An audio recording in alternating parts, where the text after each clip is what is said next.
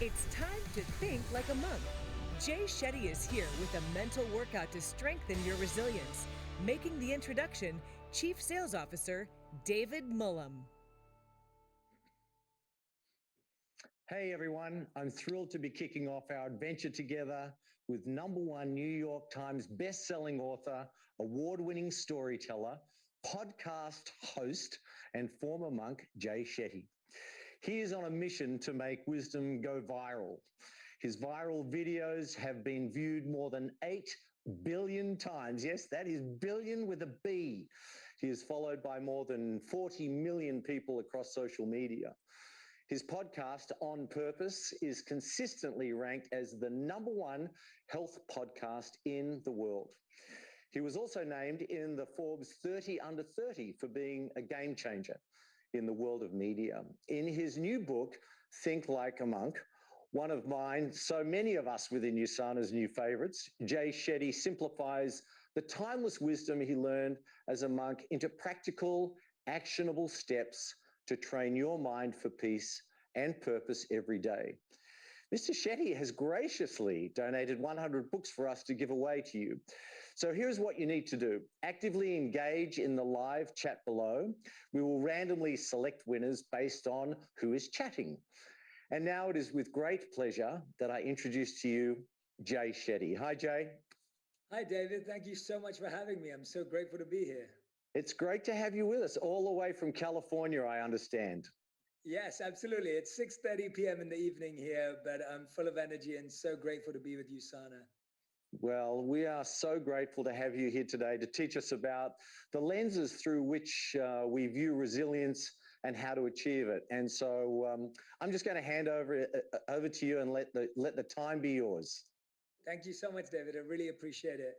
And All right, everyone who's watching, whether you're back at home, wherever you are in the world, a big warm welcome from me. Thank you so much for having me.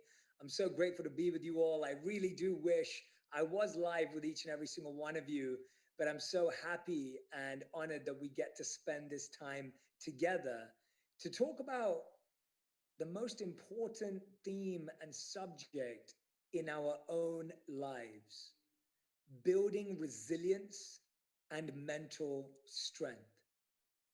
Now, if you were in front of me right now as an audience, I'd say to you, how many of us know we need to build resilience and mental strength? And I'm pretty sure all of us would put our hands up right now. Nod away, put your hands up, say yes in the comment section if you feel you want to build your resilience and your mental strength. The good thing is that building our resilience and building our mental strength is just like building a muscle. It's just the same thing. We can build it. We can train it. It's possible for each and every single one of us. Whether you feel you're already resilient or not, we can refine it further. Whether you feel that you already have mental strength or not, we can build it further. And today I'm going to share with you 3 key principles that will help us build our resilience and our mental strength. So if you're ready to go, say ready in the comments. I'm ready to dive in with you all as well. And I want to start with sharing something that underpins all of the 3 reflections I'm going to share with you today. Now, this equation that I'm about to share with you was told to me by one of the guests on my podcast around 2 years ago. Now, if you listen to my podcast On Purpose, then you can guess which guest you think said this equation. And if you don't, then you can guess anyway.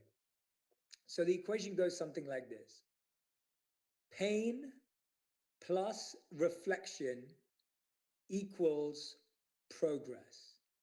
Let me say that again. Pain plus reflection equals progress. Write it down. Take note of that.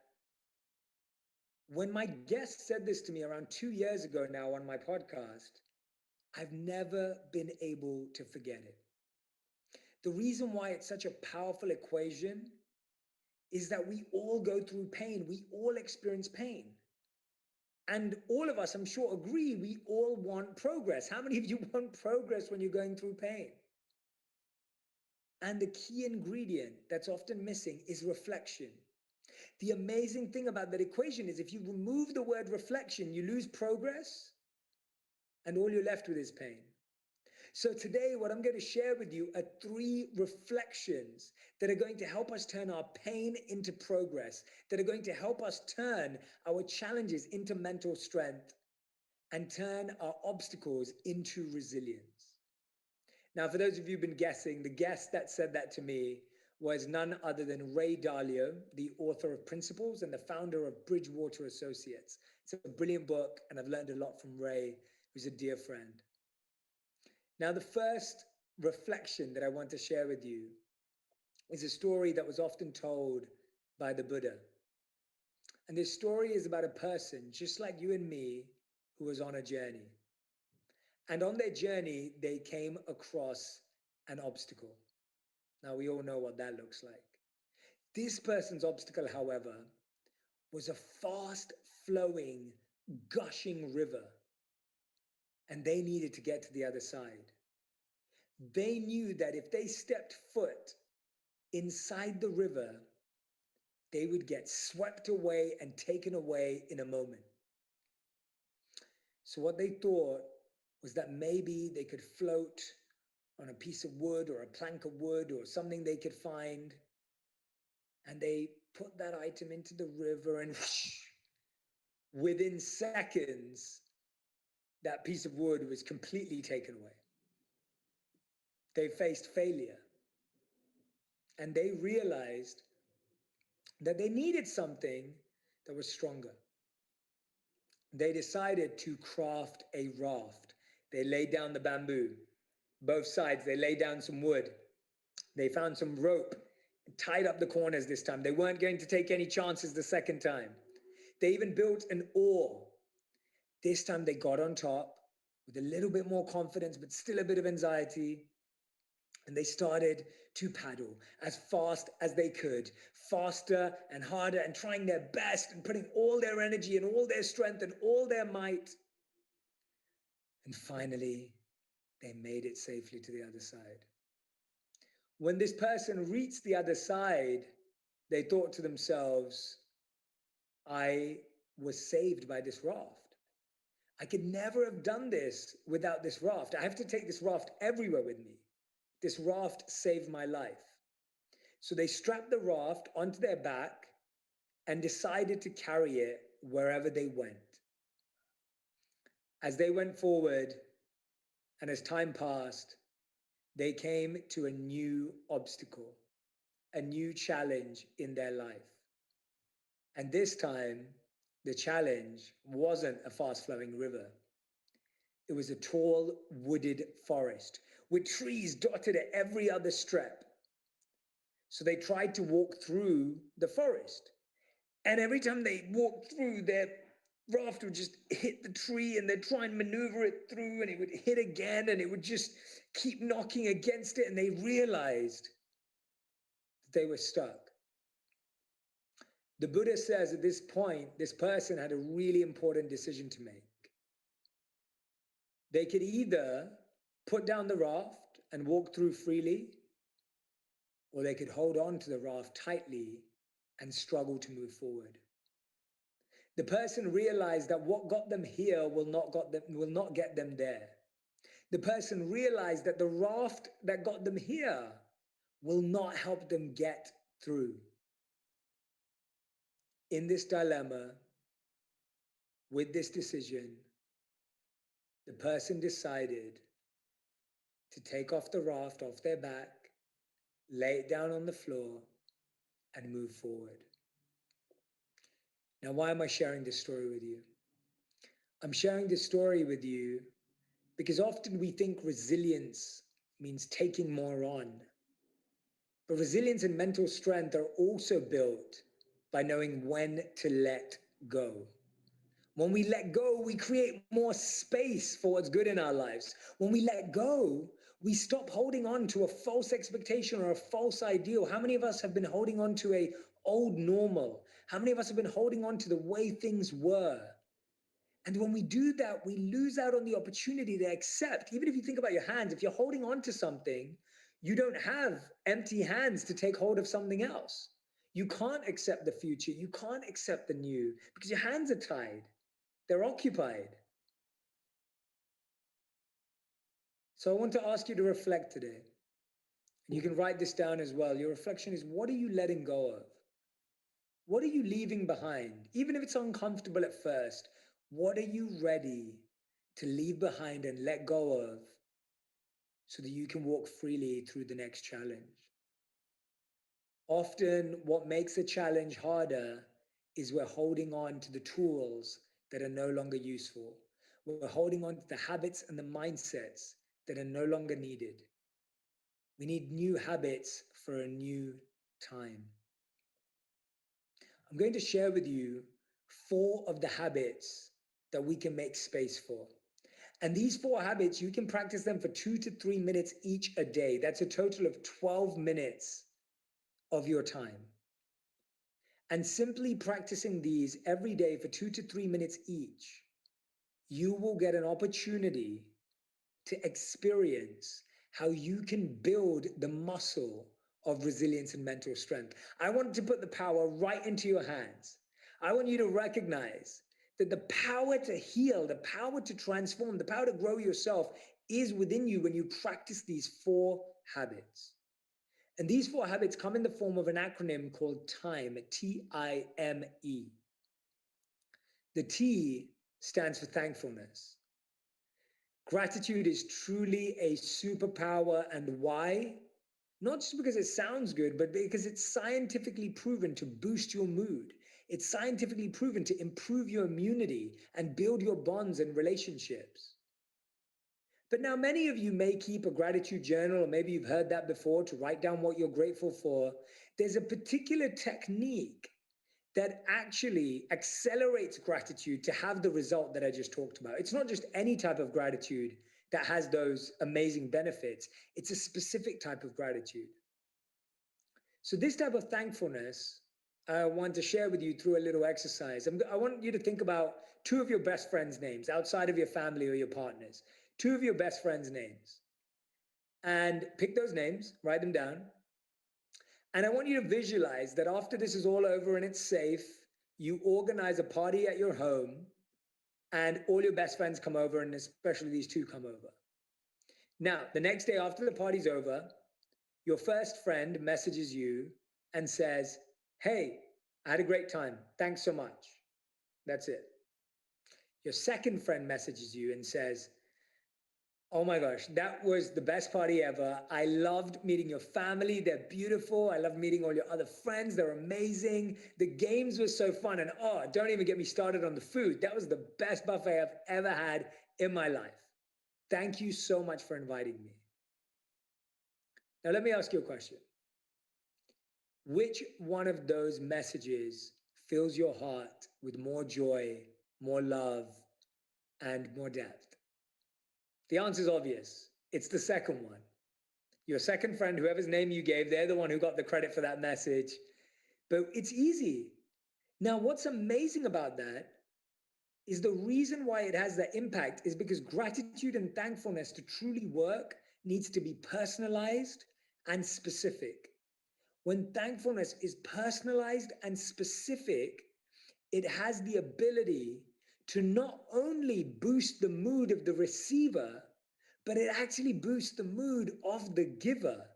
When we give thanks in a personalized and specific way, we're filled with joy. And when we receive thanks in a personalized and specific way, we're filled with joy. So here's my challenge for you.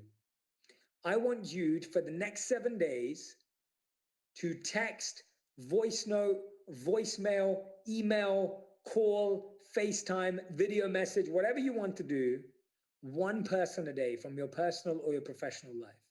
You don't have to write a thesis.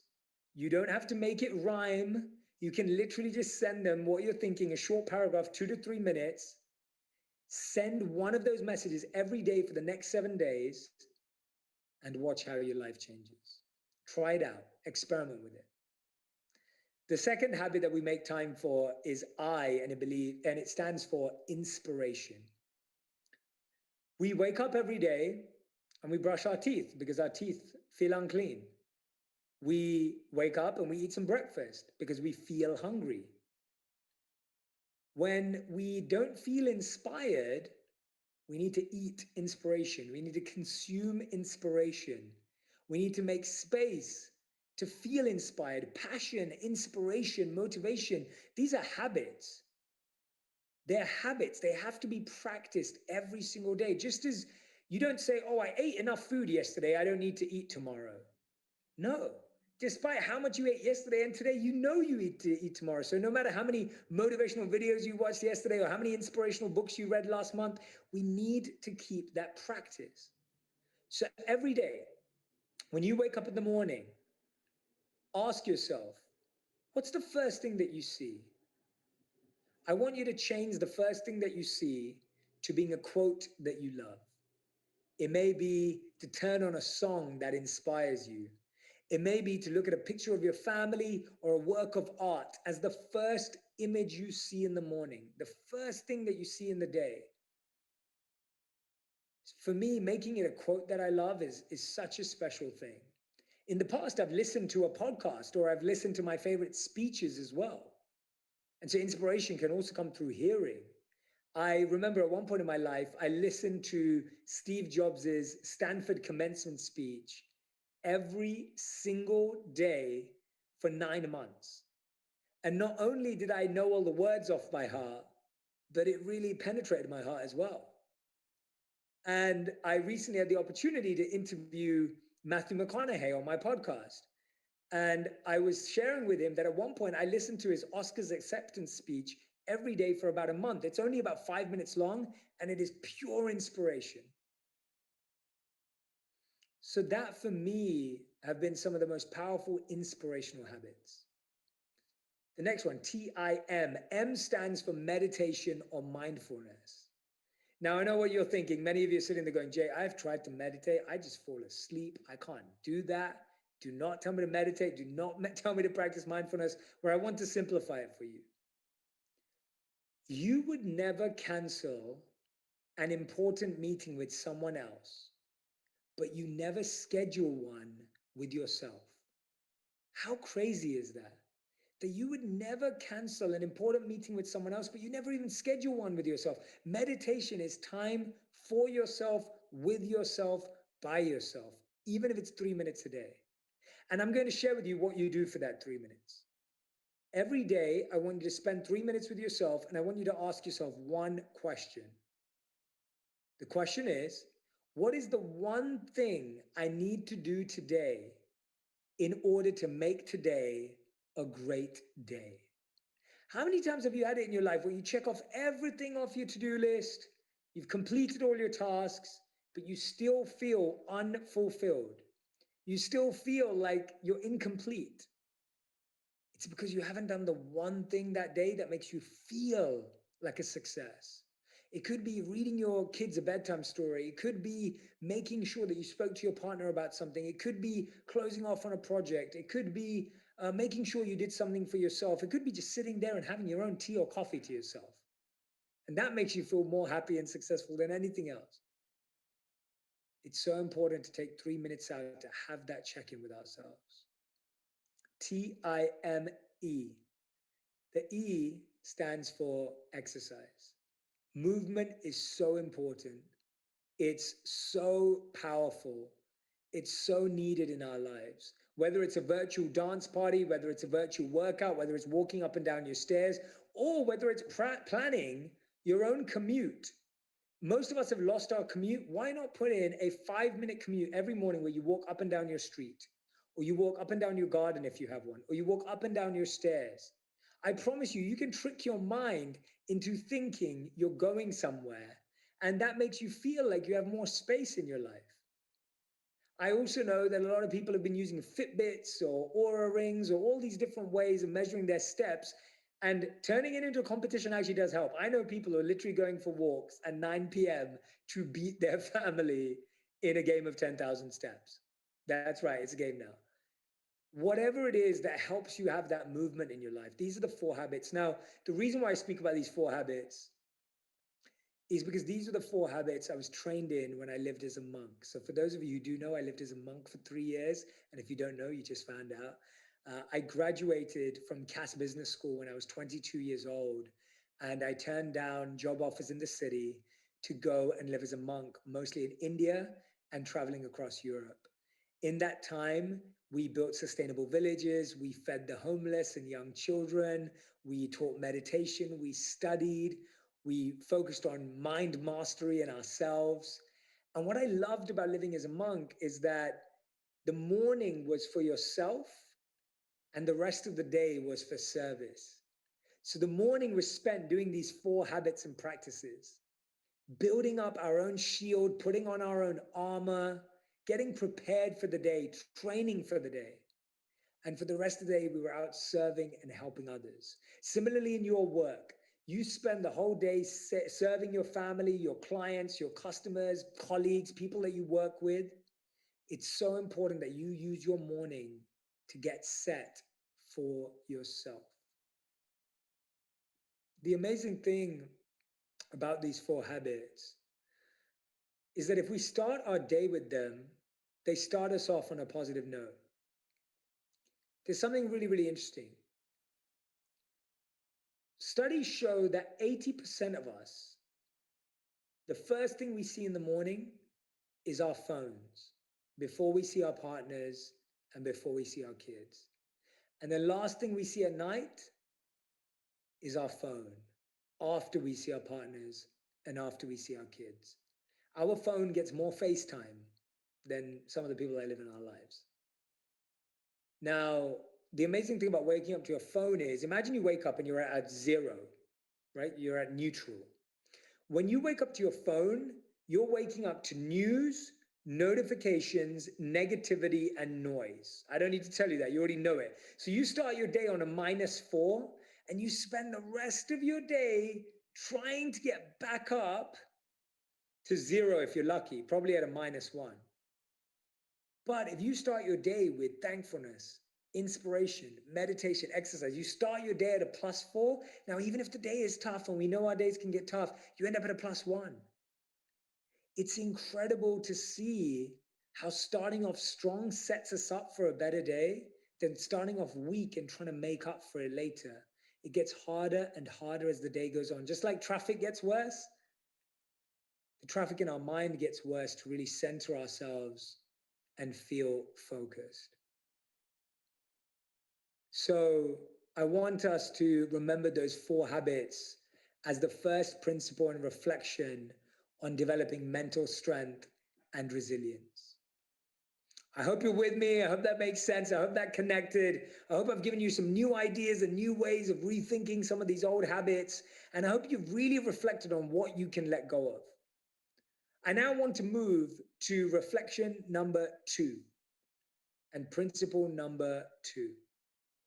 This is about how you build mental resilience and strength in your workday, but also how you build it with your colleagues and how you plan and create a vision for success. We've talked about what we need to let go of.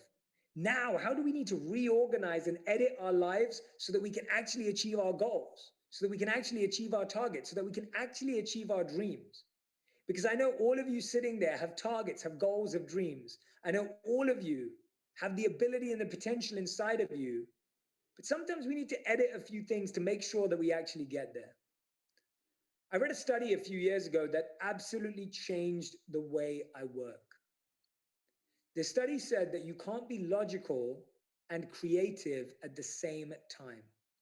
What that means is, if I'm in a brainstorm meeting, I can't suddenly go to a numbers meeting and perform. I can't move from a data meeting to an innovation meeting and perform. I can't move from an innovation meeting to a statistics meeting and perform. You can, and you might be able to get away with it for a few years, but you're literally stretching and potentially snapping your mind's ability to actually do that. We function better when we time block logical time and creative time. Logical time is structured tasks, numbers tasks, planning tasks, scheduling tasks, and creative is obvious: brainstorm, innovation, uniqueness, diversity, anything that requires that right side of our brain. So what I do now is I do logical days and creative days, logical mornings and creative afternoons, creative mornings and logical afternoons. As much as I can create distinctions between these times, I'm actually able to increase my mental focus. I found this study that I was sharing for Think Like a Monk, which was the idea that we believe that we're really good at multitasking. How many of you, be honest, think you're a pretty good multitasker? Well, studies show that only 2% of people in the world are actually good multitaskers. And the funniest thing about that is, the study says that when most people hear that, they think they're in that 2%. And the odds are that we're not in that 2%. Most of us are in the 98%. We're recommended to do single tasking, putting our mind and energy into one thing at a time. Imagine right now, I was talking to you, but I was also emailing and I was also on my phone. A, this would be the worst speech of all time, but B, also you'd feel that energy. And I'd also be distracted. Single tasking, or monotasking as it's often known, is a great skill to apply that logical and creative mindset towards achieving your dreams. If you want to get to your dreams, you have to go all in. You have to go all in focused and immersed in that space. You can't be distracted and disturbed. And planning your schedule in such a way allows you to reach optimal performance. Another thing that's really huge about going all in is this amazing thought by Albert Einstein. So Einstein once said that everyone's a genius, but if you judge a fish by its ability to climb a tree, it will spend its whole life believing that it's stupid, right? Think about that. We are birds trying to swim. We are fish trying to climb trees. We are whatever animal you want to pick trying to do the wrong thing. If you saw a bird, you'd be like, but you can fly. Like, why are you trying to swim? And if you saw a fish trying to fly, you'd be like, but you're a fish, you can swim. Why are you trying to do that? But we do that to ourselves all the time. We do that to ourselves all the time. We don't recognize our own strengths. We don't recognize our own abilities. Research shows when they looked at how the most healthiest, wealthiest, and wisest people spend their time. Imagine I was to give you 100 hours of self-development. I was going to invest in 100 hours of your self-development. How would you divide 100 hours into what you're good at, what you're average at, and what you're bad at? Would it be 95-5? Would it be 50, 25-25? Would it be 33-33-33? Would it be 20-20-60? How would you divide it? Think about that for a moment. Research shows that the healthiest, wealthiest, and wisest people, when they ask that question, it'll be 100-0-0 or 80-10-10. We have to go all in on what we're naturally good at and gifted at and have strengths in, because when we do that, we can become exceptional at those things. It's phenomenal to see how exceptional you can become at something that you're already naturally gifted at and that you're passionate about. And there may be other things that you're interested and curious about, which you're not good at yet, but you're willing to put in the work. You're willing to develop an expertise. Remember, don't confuse inexperience with weakness. We think just because we haven't done anything before, we're weak at it. We can build it and we can grow. There's a beautiful conversation between Steve Wozniak and Steve Jobs. Steve Jobs, everyone knows who that is. And Steve Wozniak, for those of you who don't know, is the engineer, the tech brains behind Apple. I recently had the fortune of sitting down with Walter Isaacson on my podcast On Purpose. And Walter Isaacson actually spent time with Steve Jobs to write his biography. You know, he's one of my favorite authors. And there's an interaction that happens between Steve Wozniak and Steve Jobs. And Steve Wozniak looks at Steve Jobs and he says, "What do you even do?" Can you imagine saying that to Steve Jobs or even your boss? Steve Wozniak says, "What do you even do? You're not a marketer. You're not an engineer. You're not a tech person. What do you even do?" And Steve Jobs, in Steve Jobs' fashion, replies, "Musicians play their instruments. I play the orchestra." Now, the reason why I'm sharing that story is because Steve Jobs wasn't the best marketer or engineer or artist or whatever it was, but he knew that his skill set was bringing the team together to create, one of the most innovative products of our time. knowing your strength, knowing your abilities and your skills allows you to have a much greater impact, and then surrounding yourself with people that have the complementary skills and abilities in your life. In the beginning, you may have to do it all, but the more and more you can in your career, in your industry, that you can go all in and really analyzing what are your skills? What are your strengths? Because you have them. And if you don't know, go and ask the people that you've worked with professionally and personally and ask them, what do you think are my greatest strengths? What do you think are my greatest skills? Sometimes there are our own boundaries. Sometimes there are our own blind spots. We're not even aware, and we miss out on our own potential. No one wants to work with you on what you're average at. People want to work with you on what you're impactful at. That's the difference. Try and uncover what that is. What makes that difference? What makes that impact in your life? And inside of that, I wanted to share this idea with you. It comes from a book called Flow, one of my favorite books that I've read. And it talks about this flow state. And this flow state is what we see musicians achieve when they're just singing and it feels like they're channeling, or you see a musician, or you see an athlete that is just in the zone. It's about being in the zone. It's about feeling like you've lost all sense of where you are and who you're with. You're just so fixated on your goal and what you're working on. And we all want to experience that in our careers and our lives. It's said that we all experience flow state when our challenge meets our skills. So when our skills and our challenges meet, that's where we feel flow state. When our challenge is above our skills, we feel frustrated, we feel disappointed, we feel annoyed. When our skills are above our challenge, we feel bored. We feel like we're wasting time, we feel lazy. So ask yourself, reflect right now. Do you need to scale your challenge, or do you need to scale your skills? To experience flow state, there's some lack of alignment there. There's some part of that that's not fitting right, that's not matching, that there isn't synergy on.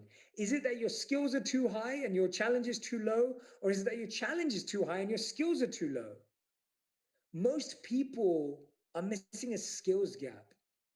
It's not that we don't have the potential. It's not that we don't have the skills. It's not that we don't have the ability inherently within us. It's because we've stopped investing in our own growth. We've stopped investing in our own power. I invest in coaching all the time. I really believe in coaching, whether it's physical, mental, emotional. I'm surrounded by coaches and mentors in my life so that I'm always improving, that I'm always getting better. Some of those coaches may be in books. They may not even be people that I've ever known. I really believe you can be mentored by people you've never met. You can truly be transformed by people just by studying their story. You don't have to know them personally. You don't have to be able to call them on the phone. You truly, truly can. So I encourage you with that second reflection to reflect on what are your strengths? Where do you need to put the spotlight? And then what are the weaknesses that you have that you can build up and strengthen in order to meet your challenge? It may even be a skill that you have that you just haven't trained in a while and it just needs developing. It just needs to be built up. It's really, really important to figure that out.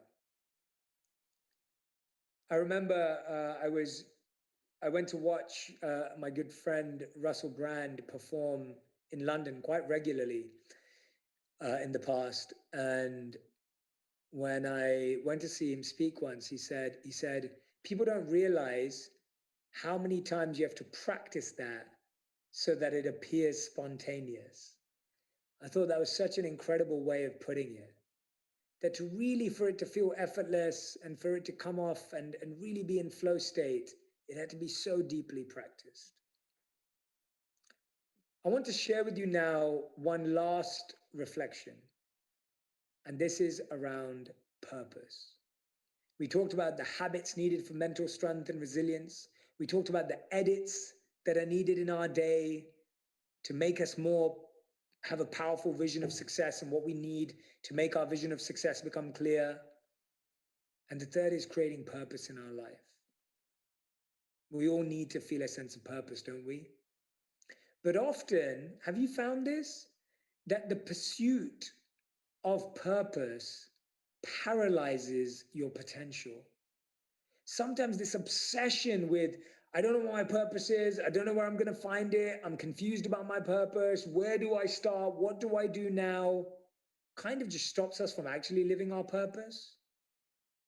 The first way is to bring your passion into your work. Whatever you're passionate about outside of work, outside of your company, bring it in. Bring it into your work conversations. Bring it into your meetings. Bring it into your energy of your clients and customers, because I promise you, it will make you so much more powerful and unique. Because what we're all missing today is a human purpose, a human connection to someone as a human, not as a robot, not as a social media profile, but as a human. I want to share with you an amazing story of a study conducted by Amy Wrzniewski and her team at the Yale School of Management. They set out to think about what they believed was the most difficult job in the world, a big task. I'm going to tell you right now, disclaimer, that job was not my job and it was not your job either. I promise you, it was not the hardest job in the world. There was something harder. The job they decided to choose was hospital cleaners. They found through all their research that the most difficult job in the world was the job of a hospital cleaner. Why? Because they had to clean up rooms, they had to clean up canteens, they had to clean up after people ate, they had to clean up after people used the restrooms and the toilets, they had to clean up after people passed away. Now, an extremely difficult job. So whenever they went to interview these cleaners, they asked some of them, what do you do every day? They'd say, we clean, we do janitor style work, housekeeping style work, admin style work, we're cleaners. They described themselves as low skilled labor. They then asked some other cleaners what they did every day. Now bear in mind, these cleaners did exactly the same work in the same hospitals. When they were asked to describe themselves in one word, they used the word healers. They did the same exact job in the same hospital. Some cleaners described themselves as cleaners, some described themselves as healers. Why? Because the ones that described themselves as healers saw them as part of the healing journey of the patient and the patient's family. They saw themselves as carers, as supporters, as people who are integral into the healing journey of the patient and the patient's family. They saw themselves as part of that. And because of that, they came to work with a fresh perspective, with a deep sense of purpose. They did the same work and the same job. But as Amy Wrzniewski and her team coined it, job crafting. People who were able to edit or craft their jobs meaning to what they were doing it for and why they were there, transformed what they felt. And as Wayne Dyer said, when we change the way we look at things, the things we look at change. Right? When Wayne Dyer said that, it completely moved me. When we change the way we look at things, the things we look at change. Sometimes we need to look up from our devices. We need to look up from our laptops. We need to look beyond our PowerPoint presentations. We need to look beyond our Excel spreadsheets. We need to look beyond our screens and really ask ourselves, what is the purpose of our work? Is it helping you take care of your family and your children and give them a great education? Is it helping you provide for someone you love? Is it helping you take care of customers and clients and their families? What is really happening behind the scenes beyond that Excel spreadsheet, that little conflict, that deal that didn't work out? What is truly, truly, truly going on? That's what purpose is. Purpose is the deep reason for why you get up in the morning. And we all have it. We all have it, and we can all have it in the work we have if we simply reflect. If we simply give ourselves that opportunity to reflect. So today we started with Ray Dalio's amazing words of pain plus reflection equals progress. I gave you 3 reflections. 1 reflection for what you need to let go of and the habits to make space for. 1 reflection for what are your true strengths that you need to invest in, and what are the weaknesses, either in your challenge or your skills, to get to that flow state.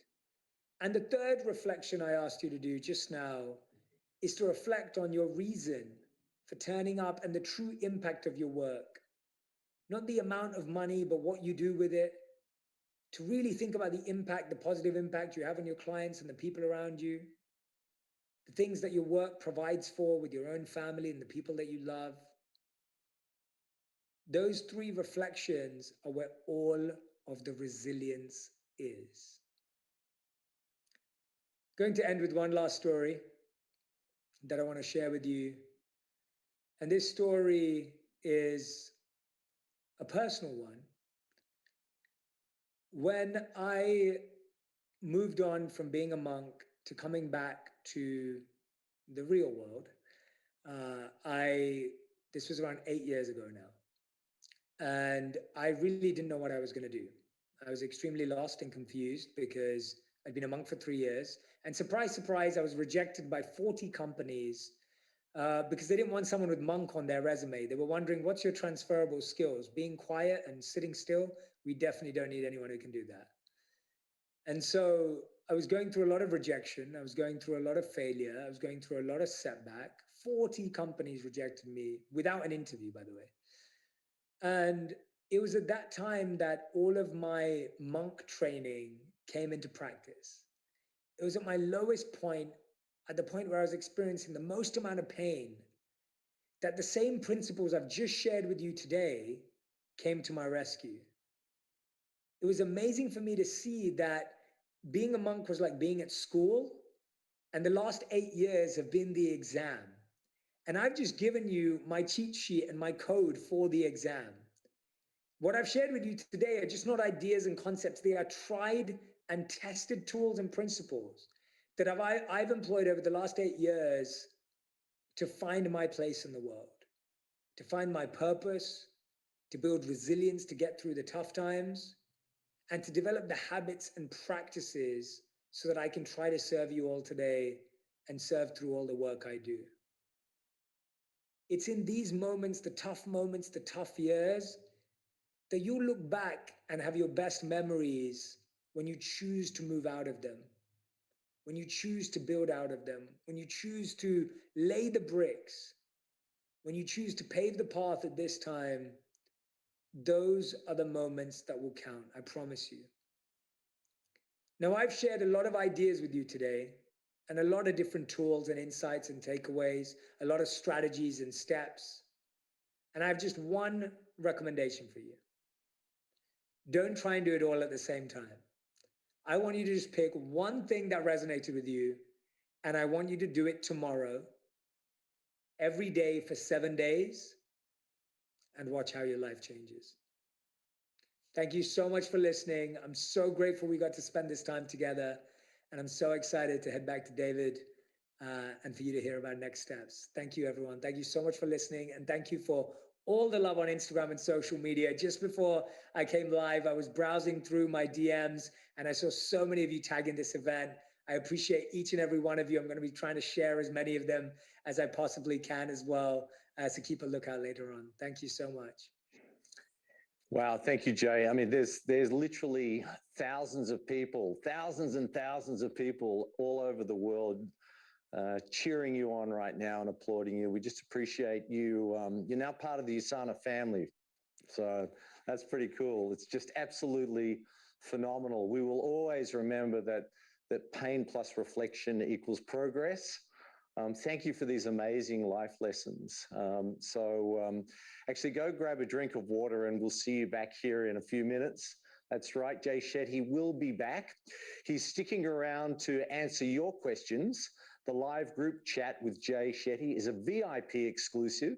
So if you have not registered for VIP yet, now is a really great time. I mean, you have to do it and you have to upgrade right now. And so our VIPs will see you very, very soon. This has been a general access session. For more exclusive content, register for VIP access now. Thanks for watching.